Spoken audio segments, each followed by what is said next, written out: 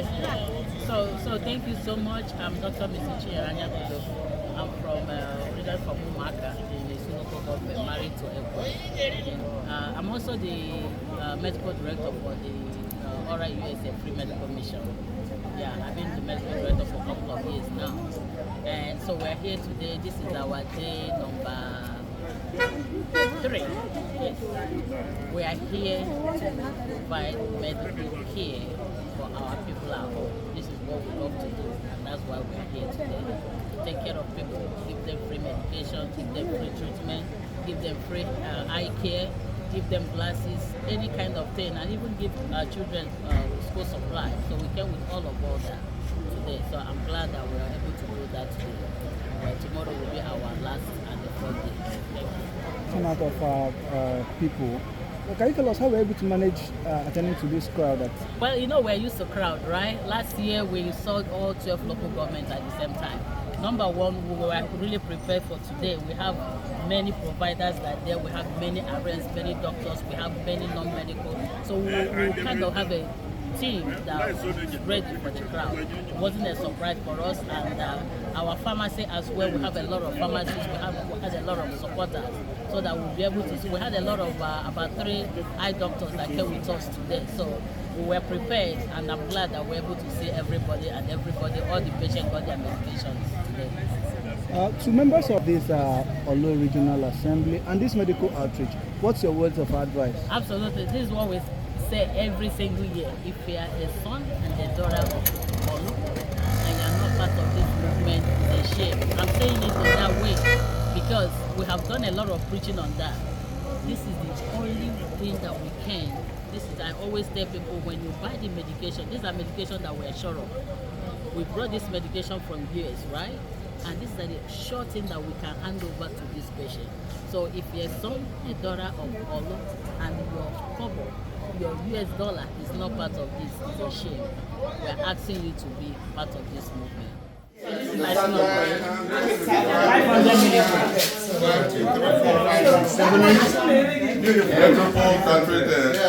50 milligrams. 1,000 pieces. Who wants antibiotics? I'm ready. Okay. This is 25. How many milligrams? Okay, that one is 15 milligrams. Okay. 500 milligrams, 500 pounds. Okay. All the Then we have about Sonexo! Ora!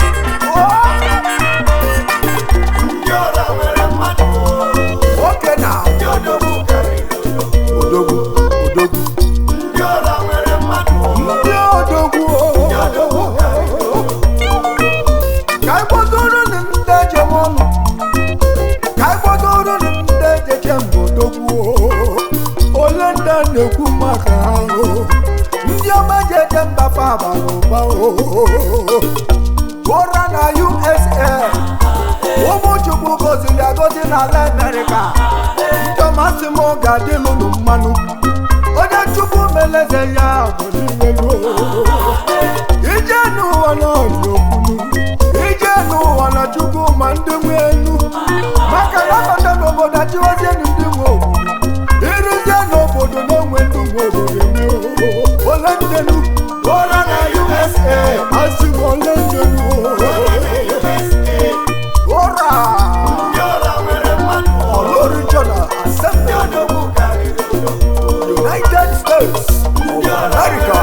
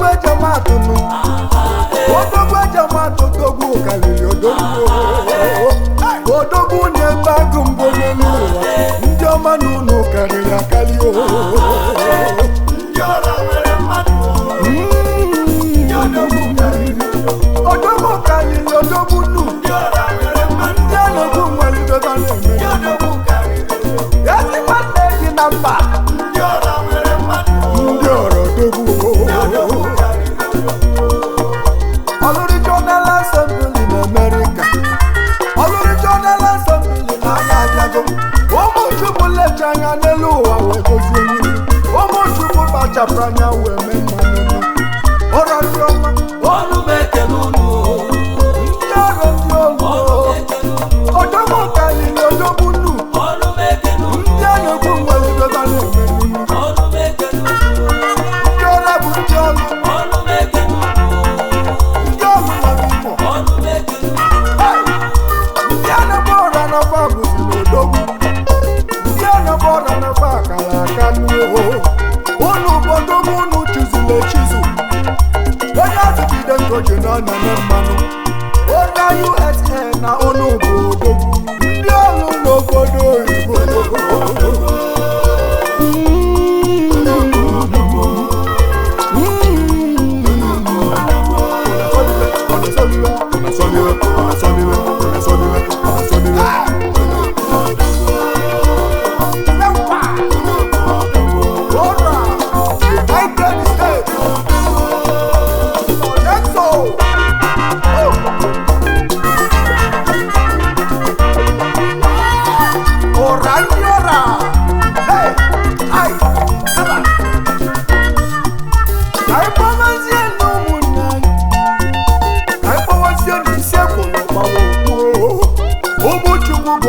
gozi na mmadụ ndị ejiri gozi obodo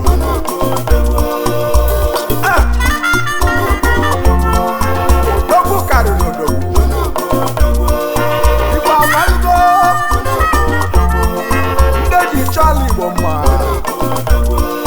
ụra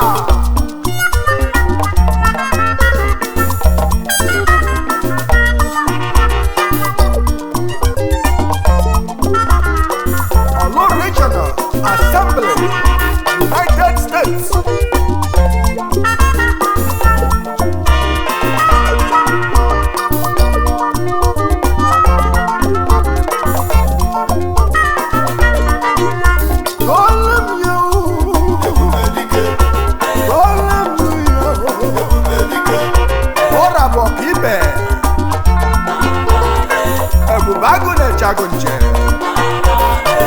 Ụra bụ ndị eji aga mba mkpadịrị ọlụ achọwa ụra bụ ndị eji gozi obodo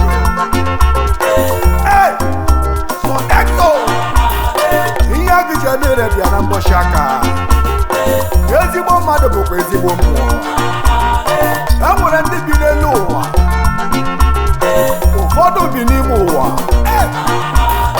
ụra bụ otu na-aga mba ụra bụ ndị Igbo ji eme ọnụ na Amerịka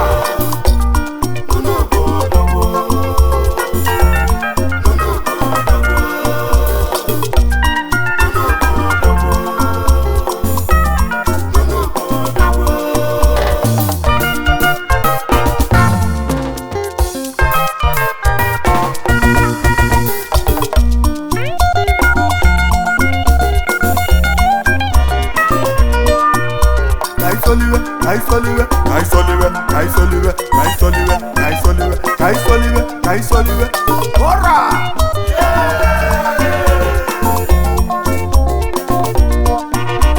Olu Regional Assembly, United States.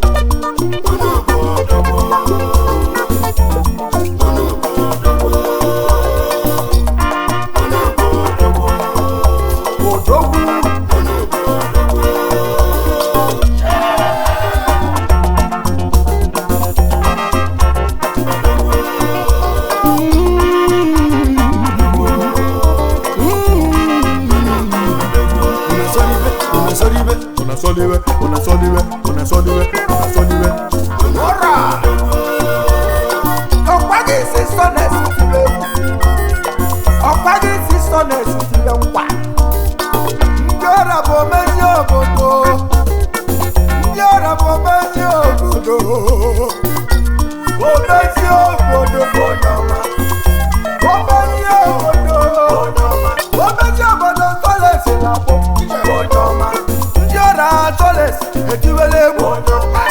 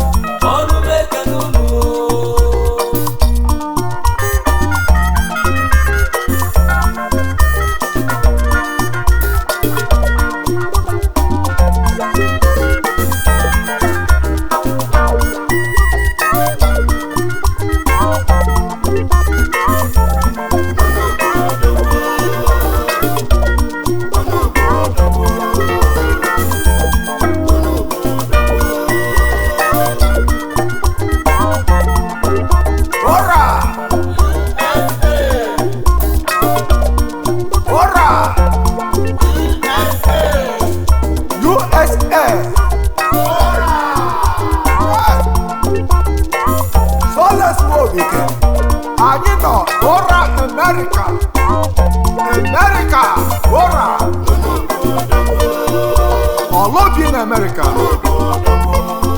Aye kelonu.